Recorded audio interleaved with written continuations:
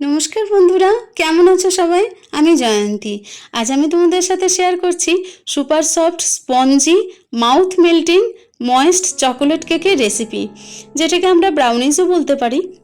তো এটি বানানোর জন্য প্রথমে আমি মেজারিং কাপের 3/4 কাপ ঈষদুষ্ণ গরম দুধ নিয়ে নিয়েছি। তো ওই দুধটাতে আমি হাতটা দিয়ে রাখতে পারবো, সহ্য করতে পারবো অতটাই গরম। আর এই দুধটার মধ্যে মিশিয়ে দিলাম 1 চা চামচ ভিনিগার। তো এই ভিনিগারটা মিশিয়ে দিয়ে ভালো করে ওটাকে রেখে দিয়েছি। এরপরে একটা বাটিতে আমি নিয়ে নিলাম 2 চামচ গরম জল, এটা ভালোই গরম জল, এবং 1/4 চা চামচ আমি এর সঙ্গে কফি পাউডার মিশিয়ে এটাকেও আমি রেখে দিলাম। এরপরে কড়াইটাকে প্রিহিট করতে দেবো, যার জন্য গ্যাসে একটা কড়াই বসিয়ে দিয়েছি এবং আমি কড়াইয়ের মধ্যে কিছুটা নুন দিয়ে দিলাম। তো এই নুনটাই আমি বারবার ব্যবহার করি, ঠান্ডা হয়ে যাওয়ার পর রেখে দিই। নুনটা একটু জমাট বেঁধে গিয়েছিল, তো আমি এটাকে ঢেকে প্রিহিট করতে দিলাম। এরপর আমি কেক টিনটাকে রেডি করে নেব বন্ধুরা। তো আমি আজকে রেক্ট্যাঙ্গুলার টিনে আমি কেকটা তৈরি করব, যার জন্য এটাকে সামান্য একটু তেল দিয়ে ভালো করে গ্রিস করে নেব।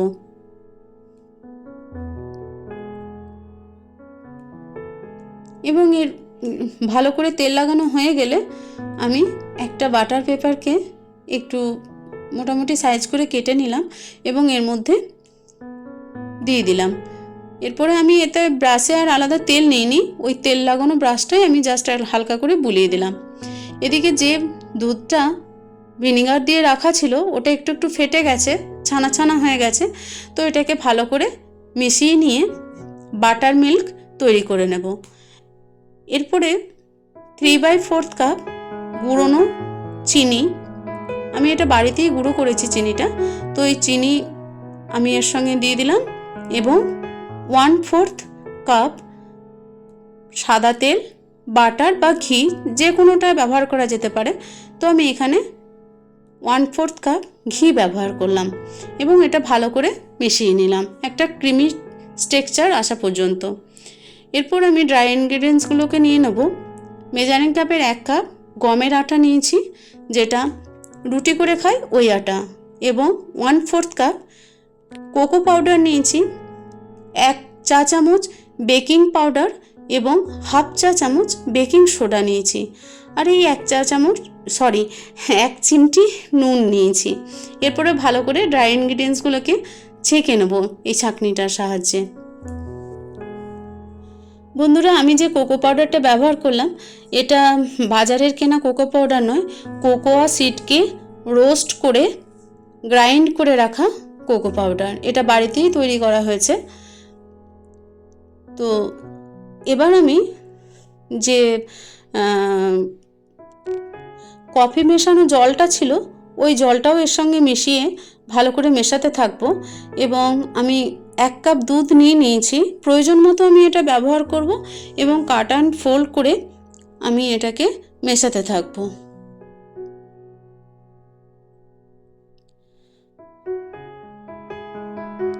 বন্ধুরা দেখো, এই কোকো পাউডারটা আমার বাড়িতে তৈরি করা কোকো পাউডার, সেই জন্য হয়তো কালারটা অতটা ব্ল্যাক আসছে না। আমি বাজারের তৈরি কোকো পাউডারও ব্যবহার করি, কিন্তু এটা আমার ভাই এনেছিল কোকোয়া সিডগুলো, তো ছিল, সেই জন্য আমি এটাকে এখন ব্যবহার করছি ঘরের তৈরিটা। তো এটাতে হালকা গ্রিনিশ ভাব এসেছে।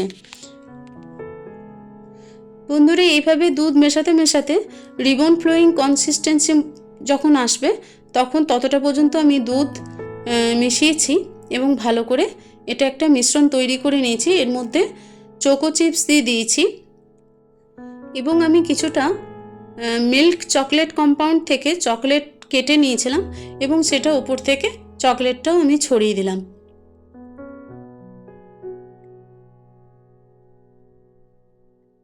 এবং উপর থেকে কিছুটা আবার চকো চিপস ছড়িয়ে দিয়েছি। এরপর একটু ট্যাপ করে নেব বন্ধুরা, এবং আমার কড়াইও গরম হয়ে গেছে। এরপর এটাকে আমি বসিয়ে দেব।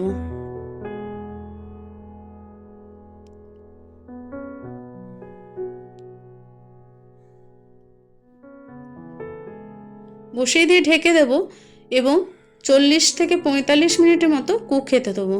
বন্ধুরা ঢাকাটা সেই রকম দেবে যেটা ফুলে গেলে লেগে যাবে না, সেরকম একটু ঢাকা দিতে হবে। এদিকে আমি চকলেট গানাশ তৈরি করব, যার জন্য ডবল বয়লারের সাহায্যে তৈরি করব, যার জন্য আমি একটা সসপ্যানে গরম জল বসিয়ে দিয়েছি। আর এদিকে মিল্ক চকলেট কম্পাউন্ড থেকে কিছুটা চকলেট 3/4 কাপ চকলেট নিয়েছি আমি, আর 1 চামচ বাটার নিয়েছি, আর 1/4 কাপ দুধ নিয়েছি। বন্ধুরা দুধটা আমার এখানে একটু বেশি পরিমাণ হয়ে গেছে, তোমরা একটু কম দিও। যদি চকলেট গানাশটা একটু ঠিক বানাতে চাও তাহলে একটু কম দুধ দিও। তো আমি এবার ওর কন্টিনিউয়াসলি ওটা নাড়াতে হয় বন্ধুরা, ওটা নাড়িয়ে আমি চকলেটটা মেল্ট করে নিয়েছি এবং চকলেট গানাশ তৈরি হয়ে গেছে। এদিকে 45 মিনিট হয়ে গেছে বন্ধুরা, আমি কেকটা একবার চেক করে নেব হয়েছে কিনা।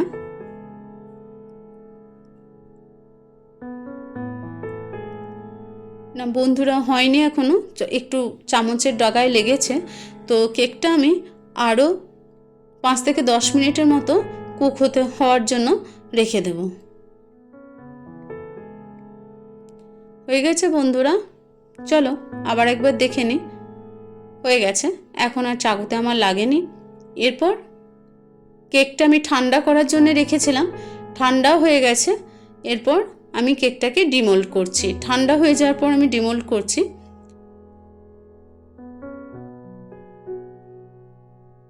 দেখো বন্ধুরা কতটা সফট হয়েছে, ভীষণ সফট হয়েছে এবং পুরো ময়েস্ট হয়েছে, আর এবং চকলেটে পুরো ঠাসা। চোকো চিপস দিয়েছি, চকলেট কম্পাউন্ড দিয়েছি এর মধ্যে আলাদা করে, কোকো পাউডার তো আছেই। এবার এর উপর চকলেট গানাশটা আমি ছড়িয়ে দেবো।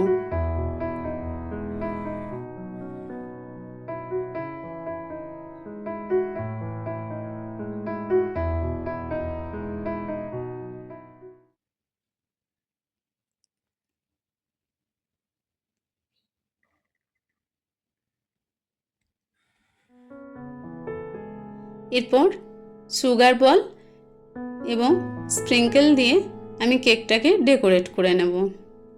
বন্ধুরা দারুণ খেতে হয়, তোমরাও একবার বানিয়ে দেখো বাড়িতে। এই দেখো বন্ধুরা আমার রেডি হয়ে গেছে, কত সুন্দর লাগছে। এই দেখো বন্ধুরা একদম খাবার জন্য রেডি হয়ে গেছে সুপার সফট এবং মাউথ মেল্টিং ব্রাউনি। আমি এটা চকলেট গানাশ দিয়ে ডেকোরেট করেছি এবং তার সঙ্গে সুগার বলস এবং স্প্রিঙ্কেল দিয়েছি। দেখো দেখতেও কত সুন্দর হয়েছে। এবার চলো কাটার পালা, দেখা যাক কেটে কেমন হয়েছে।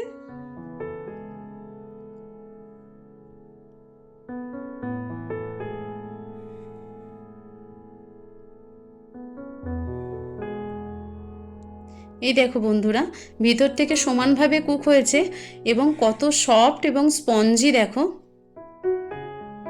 আর এটা ভীষণ মাউথ মেল্টিংও হয়েছে।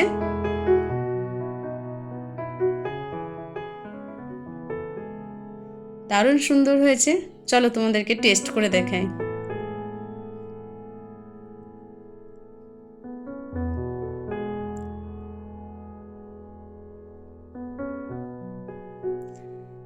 অপূর্ব স্বাদ হয়েছে খেতে। বন্ধুরা তোমরাও একদিন বাড়িতে বানিয়ে দেখো। আর ভিডিওটা শেষ পর্যন্ত দেখার জন্য অনেক অনেক ধন্যবাদ। সবাই খুব ভালো থেকো, আনন্দে থেকো, সুস্থ থেকো। পরের ভিডিওতে আবার দেখা হবে। Thank you.